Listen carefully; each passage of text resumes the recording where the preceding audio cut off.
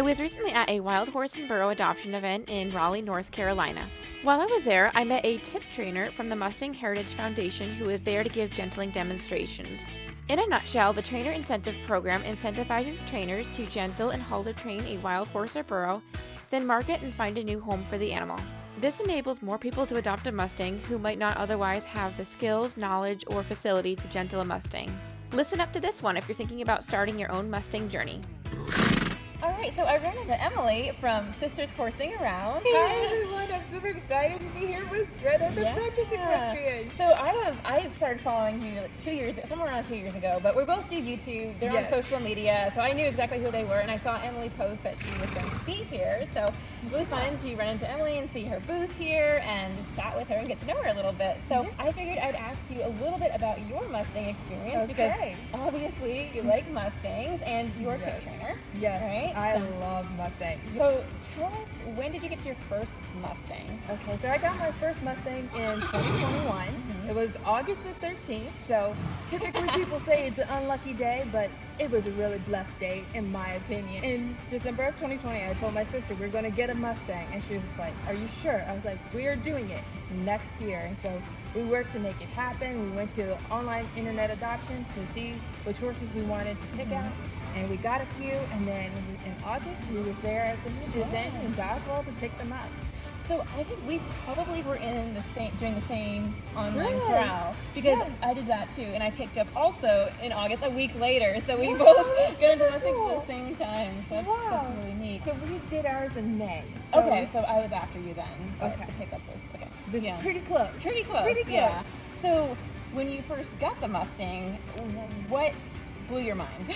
All right, so really what blew my mind was how intelligent and smart they were. One thing that I look for in horses is I look for personality and brain. I love a thinking horse because you can ride color, you can ride conformation, but when it comes to a thinking horse in that brain, it's just really amazing. And so that's what I looked for first. It was actually interesting. The horse that I came back home with was not the horse I had originally picked. I had adopted another one, and when we got to the event, she had a hernia that was really big and it made her look like a donkey. So I completely passed over her, and my sister's like, that's your horse. So I was like, are you serious? Wow. And so we decided we would pass on her, and my sister actually picked my current horse that I have, and she was like, I think you'd like her. And so I was like, I'll give her a chance. But I'm glad I took that chance. Yeah. If you could redo it all over again, what would you do differently?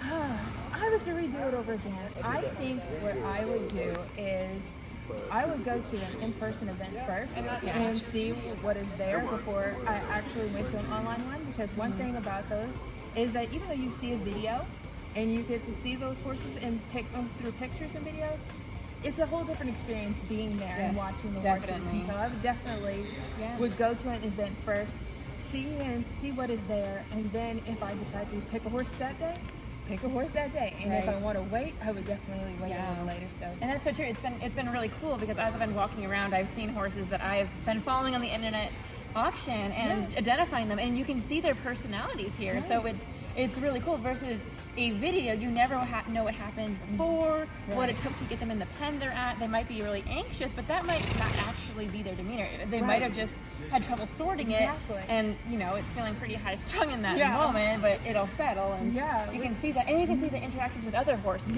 which I think is really big. Yeah, it is. So I mean, a lot of times when you come to these events, the environment is really fast paced, and there's a lot of things that's going around. There are a lot of smells and sights and sounds, and so when you get that horse home, a lot of times they're going to settle down, sort of be a different horse than what they were at the pen.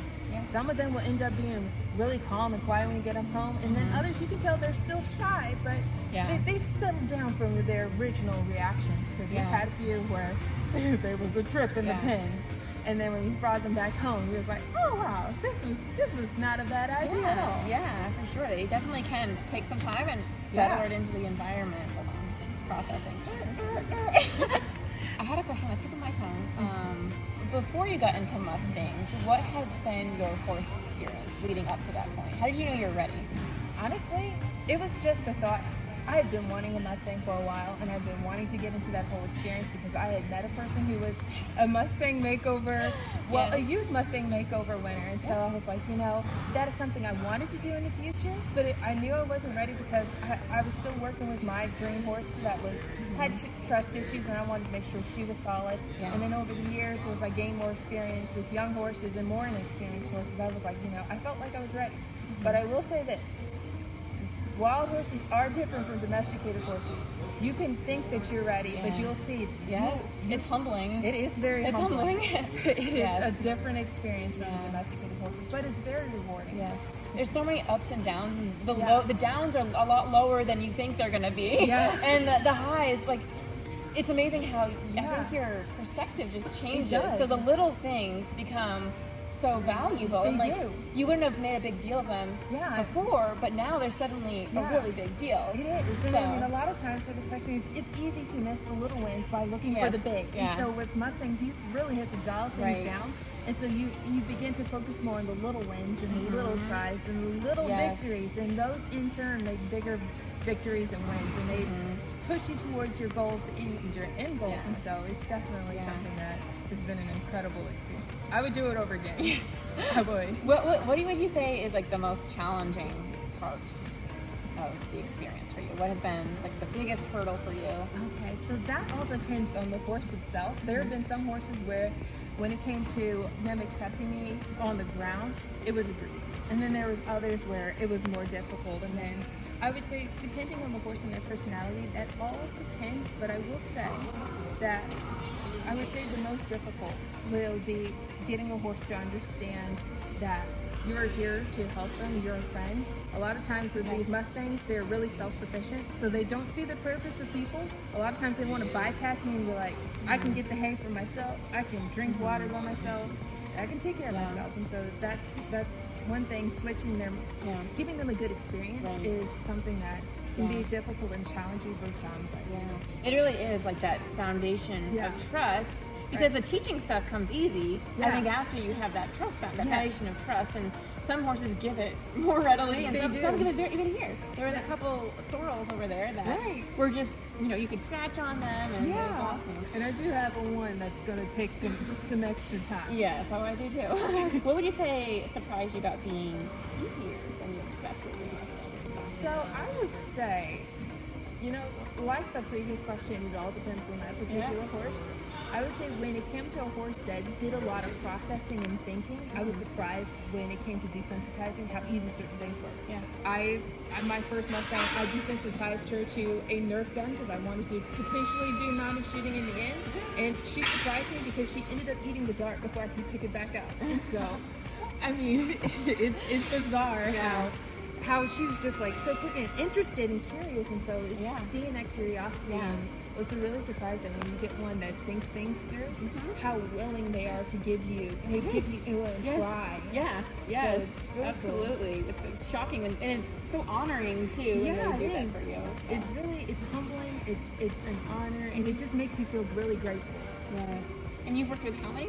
So both me and my sister have gone through 12 Mustangs. Awesome. A dozen! We've gone through 12 Mustangs, and we have 8 right now. Yeah. And out of the 8, I have 1, 2, 3, 4, I think 5? Yeah. Around 4. Yeah, it's 5. That's awesome. Yeah. And what is your long-term goal and vision? Where do you see this going? Alright, so I foresee myself growing old with Mustangs. That's where I see myself. I will always have a Mustang in my life. I would love to continue training and working with them well until I cannot walk. So I definitely see my life staying with a Mustang. And what HMA is your favorite? Do you have a favorite? Herd management area, if you don't know what that is. I'm not 100% sure because we've had some from Devil's Garden, from North Hills, Spruce Pequot.